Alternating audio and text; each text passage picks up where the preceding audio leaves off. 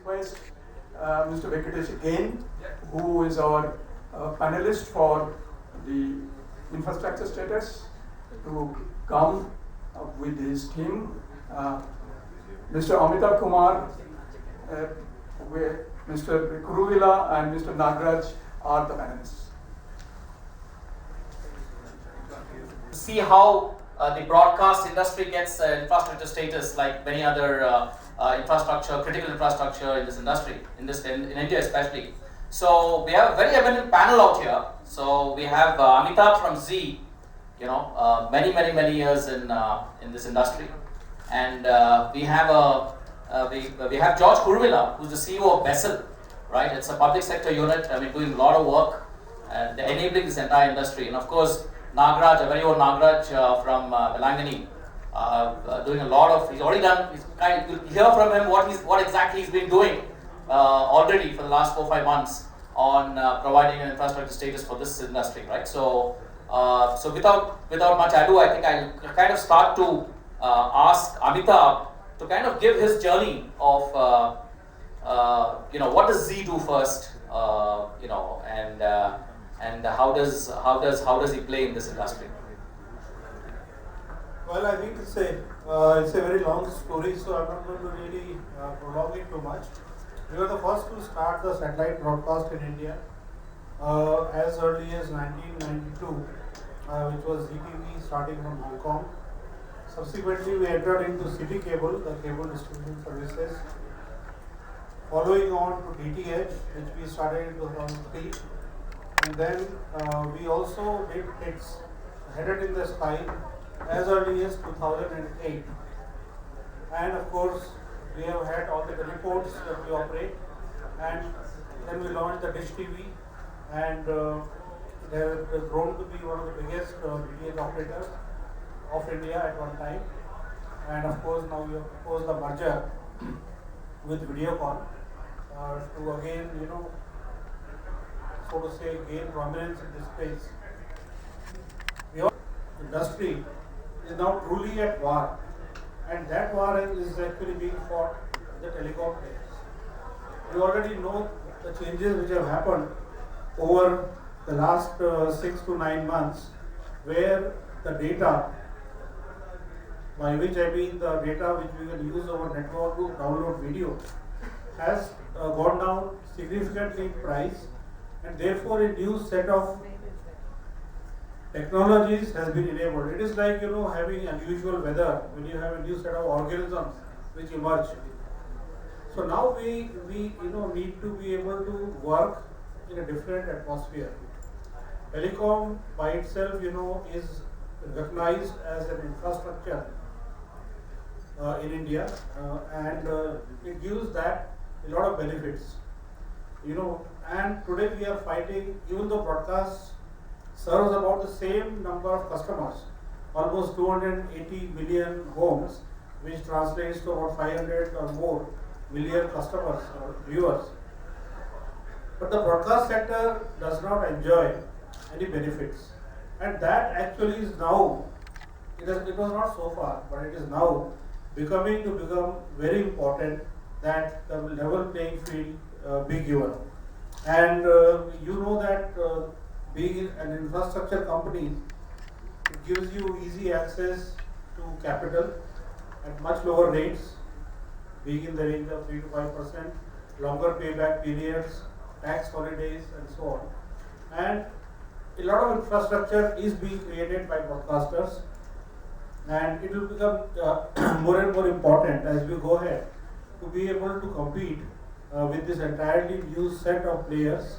And I believe that it's the right time that we take up this challenge. Ultimately, I know that the broadcasters or the broadcast technology as such has a winning edge, but then it also needs the help of the government in terms of dealing a fair hand. Thanks, Amitabh. We'll come back to you with more questions, but before that, let's have George Kuruvila give us a view of what is Bessel. First time Angan said there's somebody coming from Bessel, I said, hey, is this a private sector company? What is Bessel and what do they do? Thank you. So as you said, a lot of people hear about this company maybe for first time. So when my secretary, Ministry of INB, so when my secretary sir joined, Mr. Ajay Mittal, who is the present secretary in last May 2016, and so when I met him first time to just welcome him, he asked the same step. He says, I have been Chief Secretary of Himachal Pradesh, he's an IS from. So he says, it's the first time I'm hearing this PSU, and now I'm, understanding that, Ministry of INB owns this PSU. So yes, so we have kept a very low profile over this last more than 22 years now. We started in 1995, but it had been a very, very niche organization just dealing with the broadcast industry that was also mostly into the government domain. So we have made Lok Sabha TV channel, Rajya Sabha TV channel, whatever you see today, the robotic camera setup inside the parliament, inside the Rashtrapati Bhavan, making a studio. Lot of central universities we have made media centers to record the lectures of the professors. Now thereafter we have done virtual classroom, virtual studios, e-classrooms. Then we do the acoustic treatment of auditoriums, where the audio video, the whole acoustic refurbishing has to be done. We are also into the space of community radio centers. So in Bangalore we do manufacture the transmitter and antenna for the community radio. More than 60% of the community radio setup in the country has been made by us. We are also part of the common infrastructure of FM, private FM. So whatever private FM that you listen to today, it is all made on a common infrastructure built by Bessel on Doordarshan or All India Radio towers. So it's available in 86 cities, and we manage that system as well. So we are also a cable TV. When we said it is cable TV digitization, the tier 3, tier 4, right from tier 1, Bessel is the monitoring agency for the implementation of digitization. So now we are in the tier 4 cities. So we are part of the monitoring group. We have in 12 cities monitoring group set up, which we facilitate and also keep a track record of how many sets have been seeded. We are also auditors for mandated auditors for the digitization of MSOs as well as DTH. So even if there is a case with the TDSAT, it is Bessel which is given the case to resolve or to come out with the factual situation of any dispute that comes up. So we are in that space. Thanks, George. We'll come back again to you. So let's hear from Nagraj. Nagraj, can you tell us what's your organization doing? How do you play this? Okay, first of all, thanks a lot for calling me the panel. It's a privilege to be with such eminent personalities here. I'm part of a company called Velankani Electronics Private Limited. We're electronics manufacturing. We started off with set-top boxes. We're now into manufacturing of servers. We also are into vertical integration. We have our own plastic injection molding units, printing, packaging. We have our tool rooms, wherein we make our own remote power adapters. We're moving on to get into digital smart meters, mobile phones, and a whole lot of stuff, including the chip packaging using the ATMP line and so on. So that's what Velankani is all about. Primarily set up at the Make in India initiative with the Prime Minister in the year 2015. So coming to the point of what is this infrastructure all about? Okay. The term infrastructure as such has not been defined except that there's a definition in the dictionary. Infrastructure as such has been attempted for a definition by the Rangarajan Commission in the year 2001, wherein they set up certain criteria as to what it takes for an industry to get infrastructure status. So there are primarily 6 important points that an industry needs to satisfy. But I would like to start off this discussion by saying that the broadcasting industry satisfies those 6 conditions. No, can you just define infrastructure status?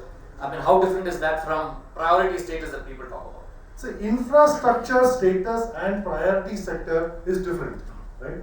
Priority sector typically comprises of industries like agriculture, elevation of poverty and all those, wherein the banks and institutions are required to lend a certain amount of money with very limited conditions in terms of eligibility of the borrower, concessions in terms of collaterals and a whole lot of stuff. When it comes to infrastructure status primarily comprises of industries which are very crucial to the growth of the economy as a whole, in the absence of which will be a severe constraint for the productive capabilities of an economy. So which are the industries that have got infrastructure status? From the recent affordable housing that happened in the budget of 2017, prior to that the shipping yard industry got it.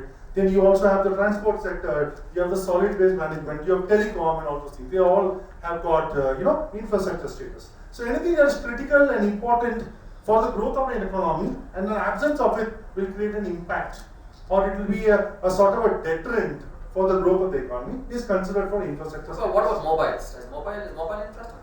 See, mobile per se is not having, but the infrastructure required for it will come under infrastructure status. Networks. The networks will come because the sunk cost is very high. Industries are supposed to have a natural monopoly. The pricing is such that you will not be able to recover all your cost. These are some of the factors that are considered before the Ministry of Finance, rather the Department of Economic Affairs under the Ministry of Finance, is a department responsible for evaluating proposals and granting infrastructure status for a particular industry. I mean, that's what this whole infrastructure status is all about. So what are the ingredients? You said there are 6. There are 6 factors. First factor is that industry should have a natural monopoly. I mean, it now sounds a bit different because we have actually departed from the concept of monopoly, right? But from a Rangarajan Commission's, recommendations perspective, they think that this industry should have a sort of monopoly because considering the size and the nature of the operations, only if we have limited players to 1 or 2, will it be economically viable for those players to operate. Which is how it started off with telecom, and you only had BSNL, and then you moved on to other players and so on and so forth. The second point is this industry should have a substantial amount of sunk cost involved in it. So the investments that have to be put in this industry has got to be substantial in terms of cost. Which is what you have, roads, you have transport sectors, you have telecom sector. The infrastructure cost is very, very substantial.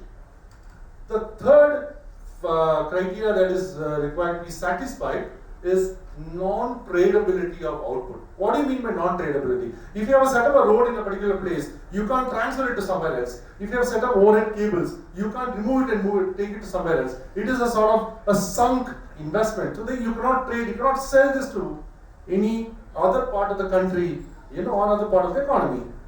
Point number 4, there has to be non-rivalness in consumption. What it means? Just because you use this particular asset, it doesn't restrict others to use it. There is no limitation. There is no restriction in terms of use by others. It is abundant. Even if you use it, the whole supply doesn't reduce, or rather the availability of that material doesn't reduce. That has to be demonstrated, which is the case.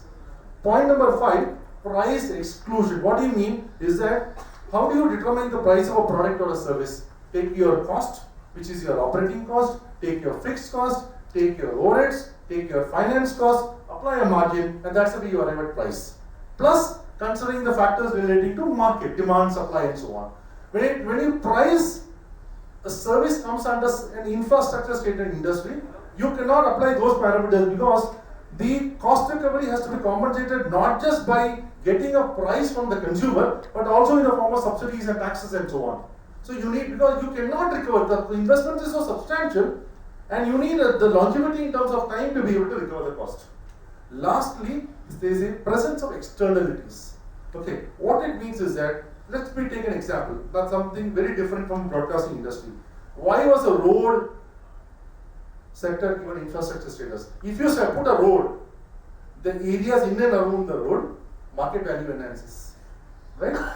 If you put a national highway, the infrastructure in and around the area improves. So there has to be a presence of externalities. If you put overhead cables, your whole broadcasting industry will grow. The information sharing in the economy will grow. This will result in, improvement in education, improvement in business and so on. So other ancillary and incidental businesses grow. So if these 6 characteristics are satisfied by an industry, then that industry is considered for infrastructure status. That is the recommendation as per the Rangarajan Commission, which is considered a Bible for evaluating any industry proposal for infrastructure status. So that's how it works. Oh, thank you so much. I think it was good education for all of us. So having understood the ingredients, right, of applying for a infrastructure status for, especially for the broadcast industry. So Amita, why is this whole thing about sharing becoming so important here? You know, can you throw some light? You know, why should infrastructure be shared? Well, actually, as he has rightly pointed out, the cost involved in setting up the facilities is very large, and we cannot really recover it based on purely the return from the users. For example, in India, the ARPUs or the average revenue per user is just about $3 to $4, which is less than 250 rupees. DTH is as low as 170 rupees. So therefore, when we did the HIT service, for example, we had 16 transponders in operation, 16 transponders, at about $1.5 million each, which means that you are spending $24 million only on satellite space segment. And therefore, if you want to recover this based on, let's say, even 200 rupees a month, you require minimum about 100 million users. So how do you achieve that? The only way to do it is that you share it with a number of other operators who want to do the same thing. Maybe their customer groups are different, but ultimately they want to use the infrastructure to deliver.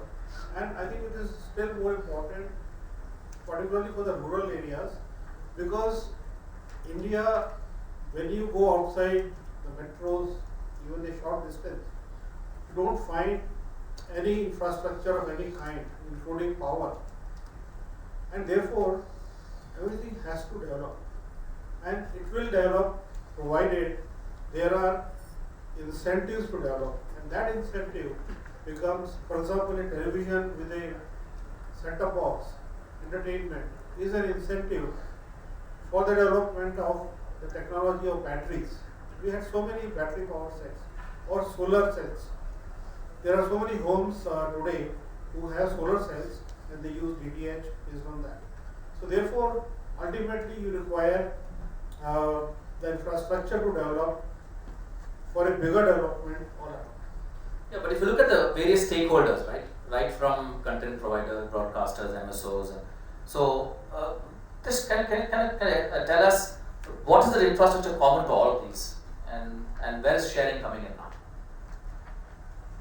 I think the infrastructure for distribution is common. I would say that even for the delivery of services, the end products, that is common.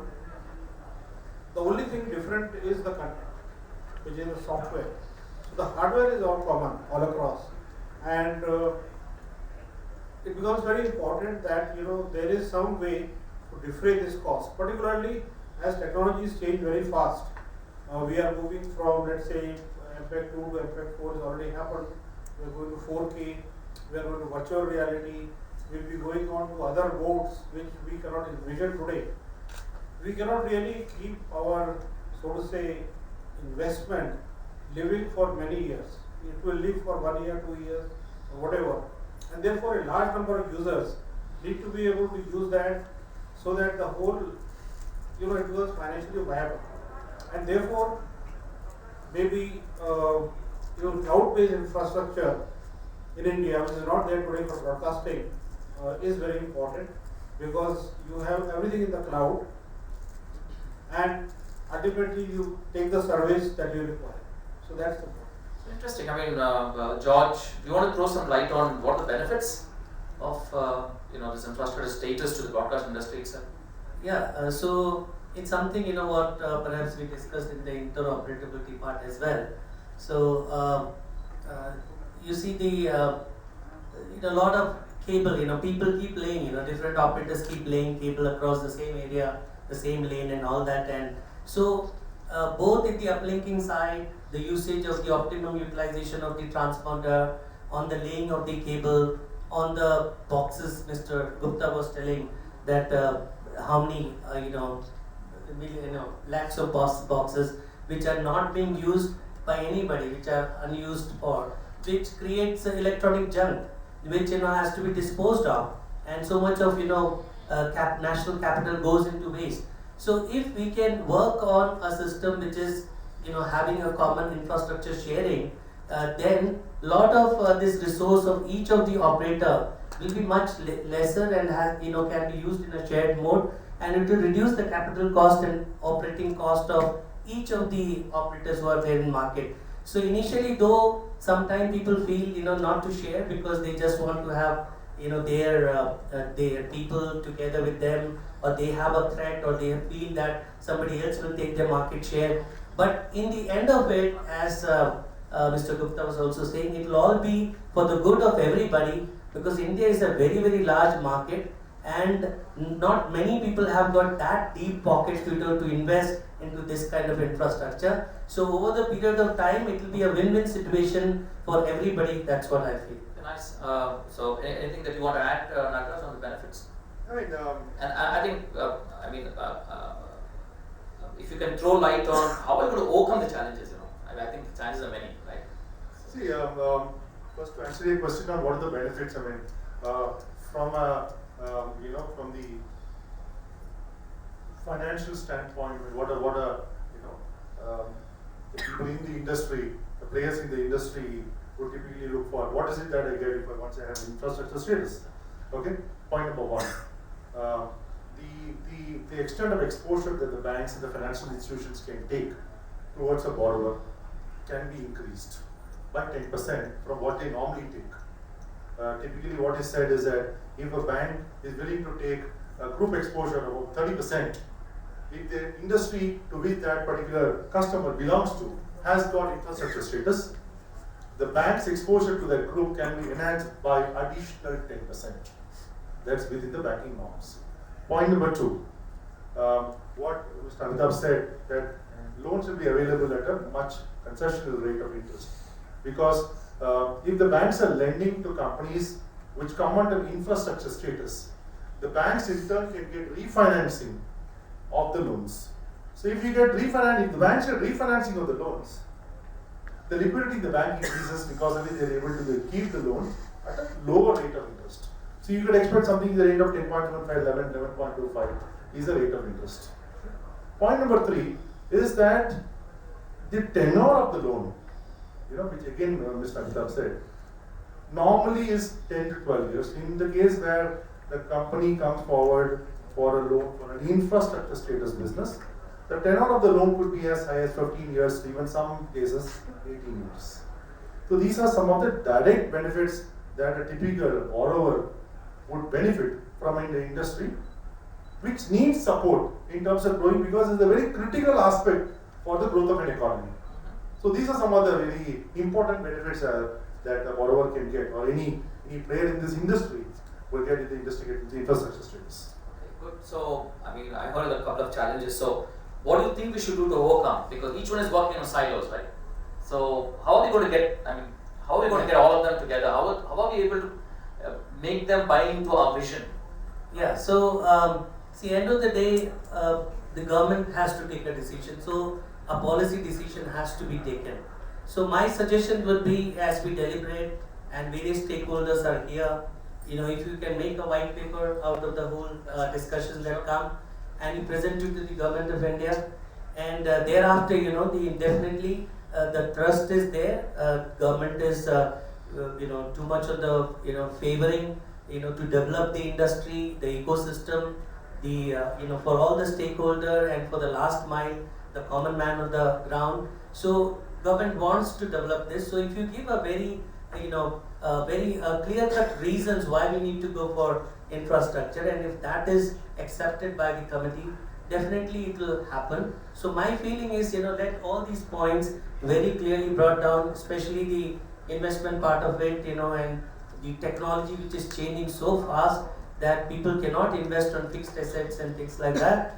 In such a scenario, there is a need for such a thing. So I think that's how I can Thanks, George. Amitabh, you want to add to that?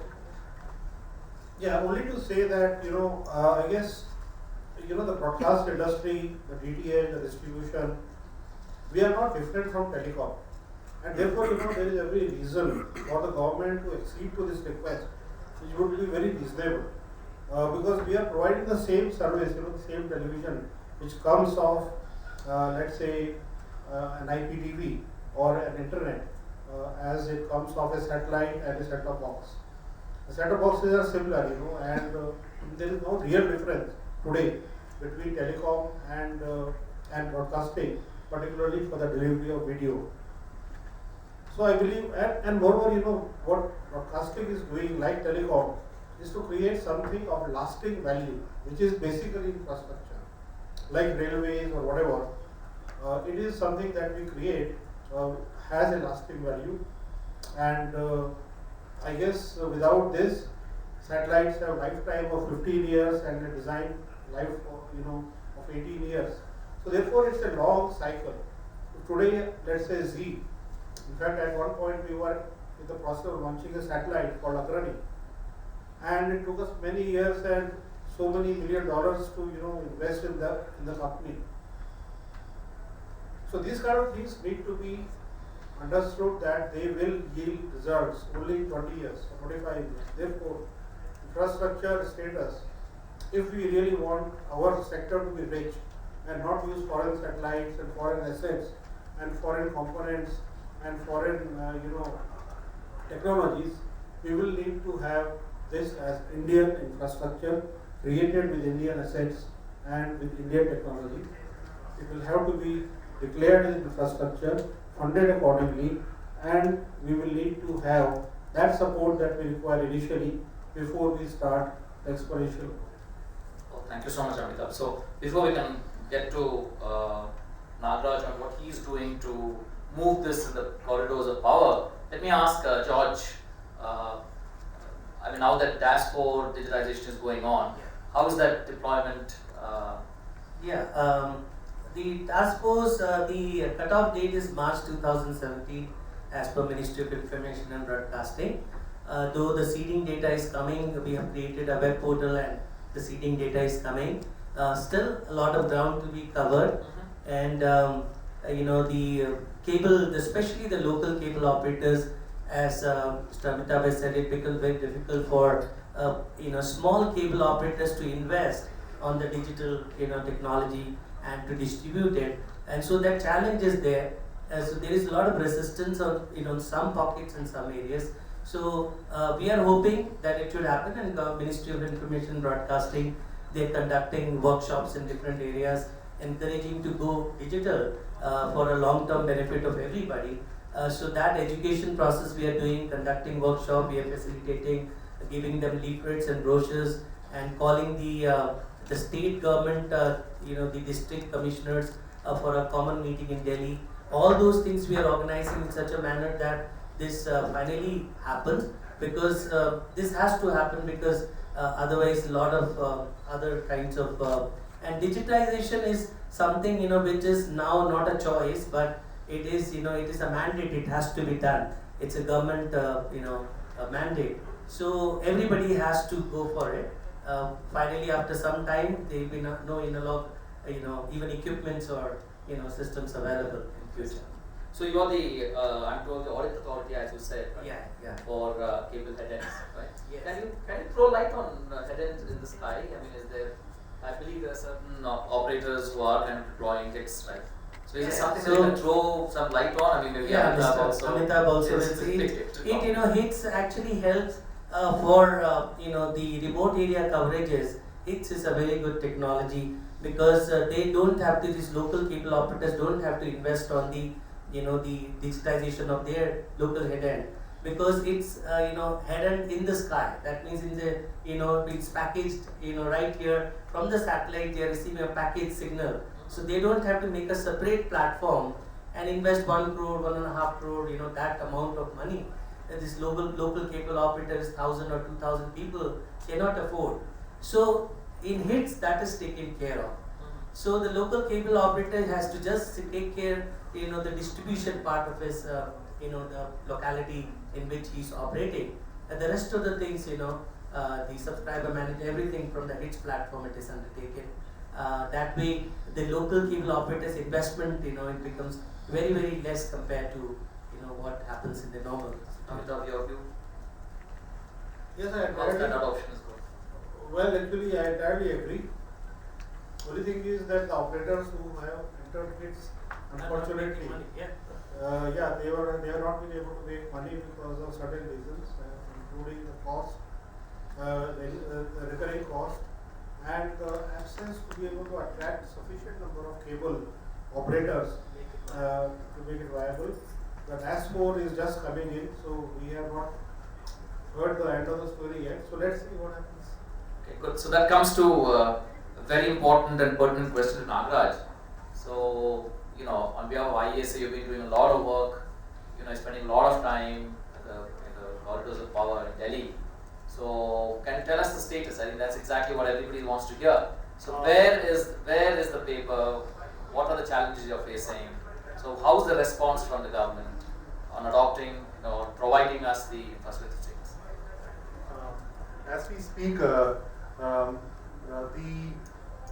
whole matter for granting infrastructure status for the broadcasting industry is with the Department of Economic Affairs, Ministry of Finance.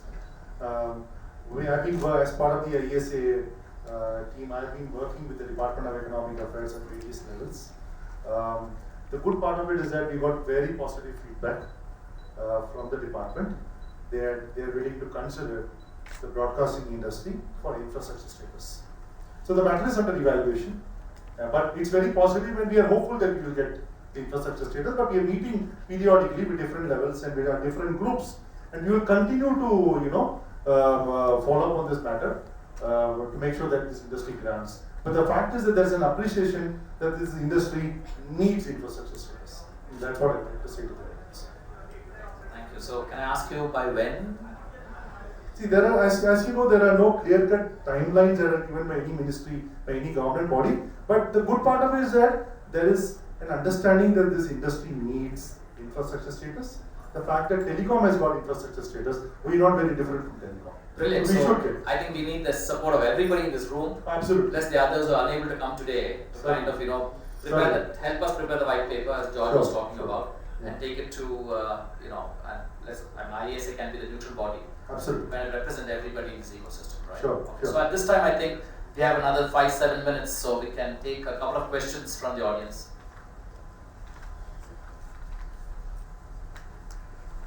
Yeah, Srini.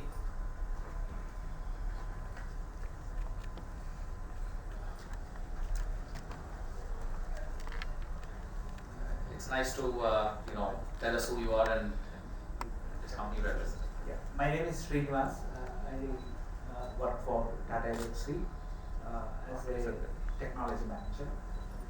So my question is slightly tangential. Is this infrastructure status is very specific to India, or it happens in other parts of the world? If that is the case, what is the status there? You want to take that? Well, actually, I think we should not compare India with many other countries, because those countries are completely on a different footing. For example, if you take the case of UK, there is only one DTH operator, which is Sky, and there, the tariffs there are at least 20 times higher than ours. The same is the case for the US, where the DTH operator, there are only two of them, which is DirecTV and the Dish Network. And once again, they have very large ARPUs. The second thing is that they are not really beset by, they are not shackled by regulations. In India, for example, the DTH operators, we cannot provide internet or VAS, any value-added service. So therefore, the government's view, or like the FM radio cannot provide news, the government's view for some reason is that everything must operate in certain segments or sectors, and that makes it unviable.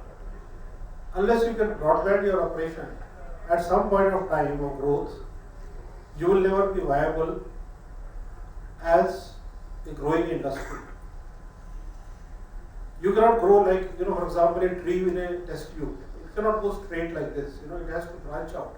And that branching out is not there in India. There is no branching out.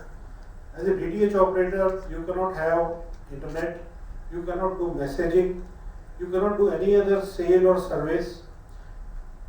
Similarly, cable operators have a lot of restrictions like tariff, They can only transmit those channels which have been given the uplink or downlink license. But the internet operators, they don't have that restriction. So therefore, we are operating in a very fragmented world. And in this world, unless everything comes together, we will still need time to be able to create an atmosphere where things can grow in a different way. And that requires us to become an infrastructure at this time. Had it been the other way, for example, in Europe, the tariffs for example, Eutelsat or Astra, they are about $4 to $5 million per transponder. In India, they are 0.8 million. So therefore, we are operating in a completely different world. We are at a very prime, I would say, very preliminary stage of development, and nothing will happen. It's like growing a plant in desert, where it will not grow beyond a certain height. It will become a bush. It will not become a tree. Now, if you want India to grow trees, then I think you require, at least to start with, have things being created under infrastructure, and then allow things to broadband and grow out. We should be creating services around the world. We are receiving services from around the world. Bangladesh DTH is being done by China. Pakistan DTH is being done by China. Sri Lanka DTH is being done by China. China is buying out Spacecom in Israel. They have bought out 50% of the telecom and media companies in Africa. They are looking outside. We are not even allowed to look inside. So that has to change. And that message has to go first. Thank you so much. Brilliant. Yeah, one more question. Actually, it's a very commendable work. If I remember it right, I think in 2011, 2012, during the budget, it was announced that this industry would get an infrastructure status. The tier 1 operators at that time did leverage that to get some bias credit from banks, but because it petered out, the other operators could not be, they could not take benefits of this. Now, going forward, if you have to provide infrastructure status for this industry, we should. I don't know if it's being included, but the upgrade to include broadband using FTTH technologies like 10G PON and GPON and 10G PON should also be driven through this standardization of those technologies in India. I was frankly very much involved with SAF, the State Authority for Radio Film Television in China, during the days when they were finalizing specs for EPON and GPON, and later DMBTH, which was the Hong Kong HD broadcast that they started, UBT broadcast that they started in Hong Kong. So I could see how they initially started with standardizing products and technologies, and then regularized the rollout of this technology, and then brought in and then through the provided funds and incentives to utilize that technology to set up the infrastructure rollout. So I think if we don't take care of the background technology part of it, the rollout might not happen the way it should. People may use the status and may adopt technologies which may not be suitable for future. That point well noted. I think Nagaraj should take some inputs and make sure that people don't violate infrastructure changes for the industry. Right? There's another aspect to it, licensing. All of these technologies have a licensing aspect. Cable, especially cable set-top box deployment in India, I don't know how much it complies by licensing terms. I don't want to elaborate on that. But in other countries, wherever, because if we provide infrastructure status to this industry, it will be scrutinized by external forces, especially WTO and others. So if we violate even the licensing norms in that industry, will hurt. So it would help to create an umbrella of protection against those licenses, because it will increase cost. and again, it will be deterrent for deployment of infrastructure. So Angad, you want to take one question before you answer? It's a good point that you have brought in. It's actually connecting two panels. We have a section on standardization after this, and especially people here, Nagraj is looking at, Mr. Nagraj is looking at the ministerial angle to take it forward. Again, connecting with license, which has multi-departmental connection, only will slow down the speed, I would think. Maybe the point that you have raised is very valid in kind of protecting some of the technology development in India, but maybe at this moment, as encouraging inputs that we are getting from Mr. Nagraj, we probably should go ahead and push it through. No, we should push it through. In fact, we should take the Chinese attitude in this. I don't favor them a lot in a lot of aspects, but in this, yes, definitely. If we could have been China, a lot of things would have changed. But I think we are coming to the end so of this I think panel. there's just one question from the lady out there. Yeah. So you have the question? Yeah, we'll take one last question before we wind up. I am Savita Kashyap from CDEP. I would like to ask question on head-end in the sky. Actually, in that infrastructure regarding the head-end is not required, but for the other things like MSO and LSO are not able to afford.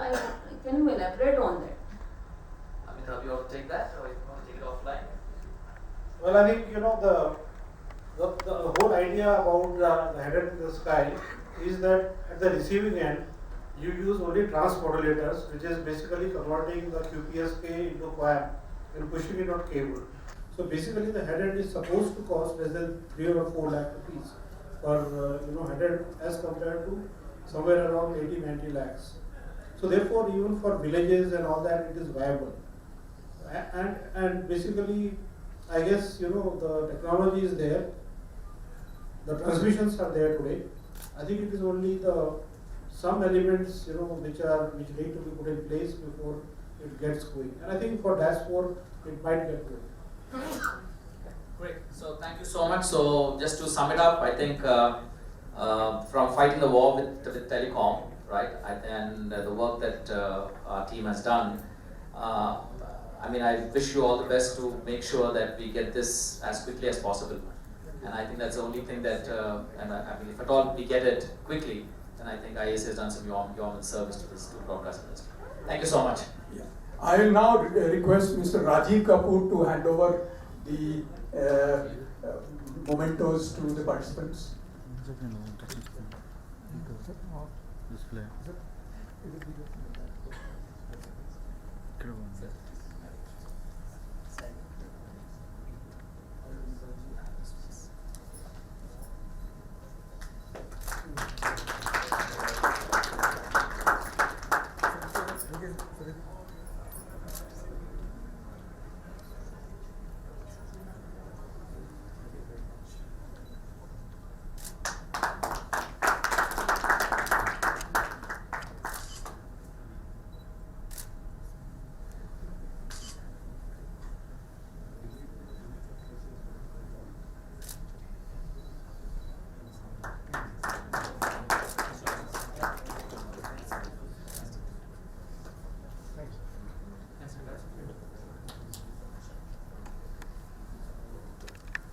Thank you, Becky. Thank you, the team, for excellent panel discussion. Now I.